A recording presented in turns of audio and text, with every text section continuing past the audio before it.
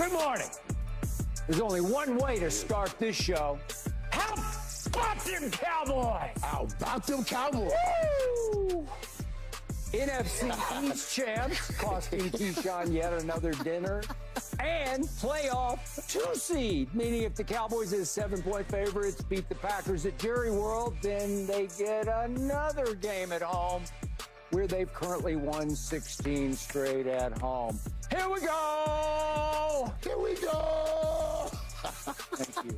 Hey, you hear Craig in the background laughing. I was extremely impressed with the way the Cowboys responded on the road yesterday at Washington after getting a field goal block and a Dak pass tipped into an interception and falling behind their arch rival 10-7.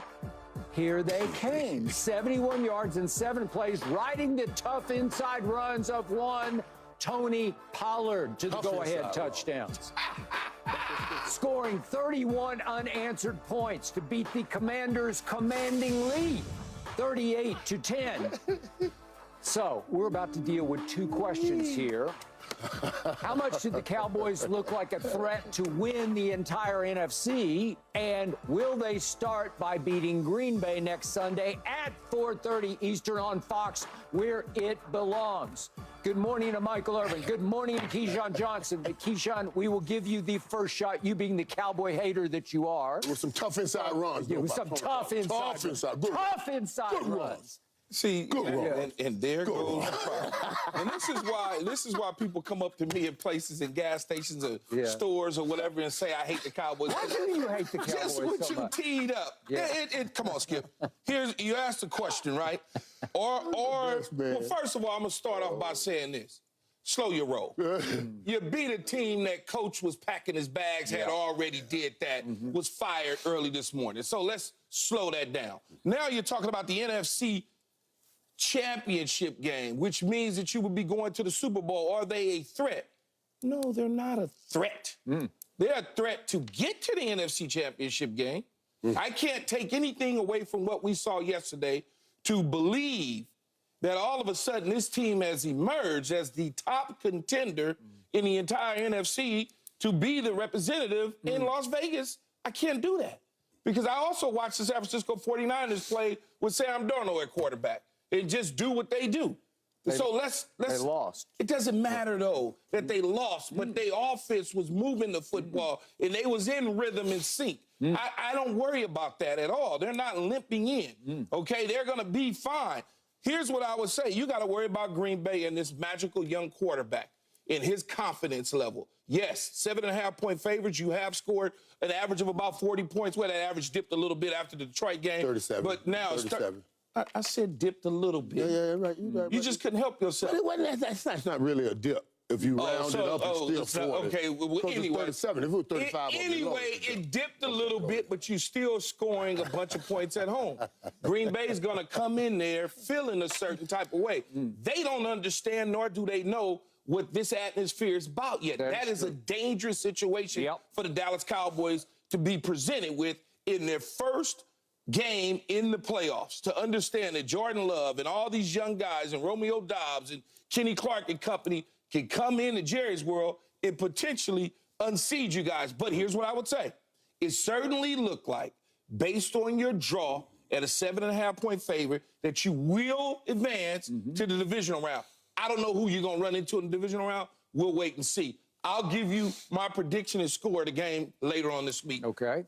Fair enough. I thought it was a commanding victory against the Commanders. A commanding victory. You won the game, man. Right. But Coach had already called you, Hawk. Come on, let's stop. We already talked about it. No, there was a lot on the line here, and the unveiling of this game I thought was very important because that first Skip, Key, I saw this thing with those first mistakes. I said, oh, that's not good. But as I watched the game a little bit longer, I kind of realized that I didn't really get a panic attack with those. And usually I'm like, getting a panic attack when they mess up early. But I was okay. I was cool. I was calm. I was like, all right, let me wait, let me see. And what was impressive is they didn't let that deter them. No. They didn't say, oh, here we go again on the road. Now, that was worth extrapolating from that game. Yep. That piece right there. You found that out of all that? They did not say, here we go again, and continue to go down here. They pulled up, tightened up their britches, straightened up their game. They struggled in the first quarter, and they got it going. But that was a growth right there because it was on the road, Skip. It was on the road. And right here, easily, they could have looked at each other and said, here we go again. This just isn't going to work. Or even if they win the game, but they struggle through it all day, they still leave with that thought on their mind. I said right here, right now, that I needed my big money guys to step up and play in this big money game, and it was a big money game. This was a big money game. All of them stepped up, and they showed out. Michael Parsons played, CeeDee Lamb and Dak Prescott, they played. They did fine. And when the leaders play like that, the others will follow. They will follow. Others will follow, and they follow. And you can say what you want. I ain't saying nothing. That was a division opponent. That was a division opponent. You beat on the road that always plays you hard. We ought to know about division opponents. Ask Philadelphia about a division opponent. You can tell division opponents. They are different when you're playing them. So I thought that was an excellent game to go in the playoffs off of right there. You exercise all demons and you straighten your back up so you can go in here and do what you need. So you got 2 games. You exercise your demons. No, you got 2 games at home. Can we talk about the day? No, I'm just saying y'all got the 2 games at home. Yes. Then you go on the road. You just was saying you exercise the demons. Right. But the problem with exercising the demons on the road against potentially the San Francisco 49ers is Kyle Shanahan will be on the sideline and not as a corpse. Where Ron Rivera was on the sideline, but he was a corpse already. But I'm just going to leave it at that. I'm going to leave it at that. Hear ye this. We are hoping to see San Fran. But if they don't make it, we'll see someone in Dallas.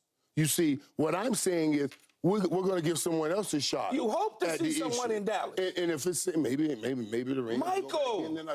You assume that we're worried about right now. No, you assuming. I ain't assuming. Boy, I'm telling you. Because you already talking about they see in San Francisco. Cowboys Nation, don't listen to this rhetoric and don't allow this virus in your computer. What you saw yesterday was a perfect game. A great game played by the Dallas Cowboys. They did a good job against a coach that had called U-Haul the week before to pick his stuff up. What are you talking about? Those dudes did not look like they were not full and sound mind and body on that field. The Commanders were playing hard. Really good. They wanted to spoil. They wanted to spoil the Cowboys. 38 points. They played hard. They did play hard. That's my point. The first quarter, they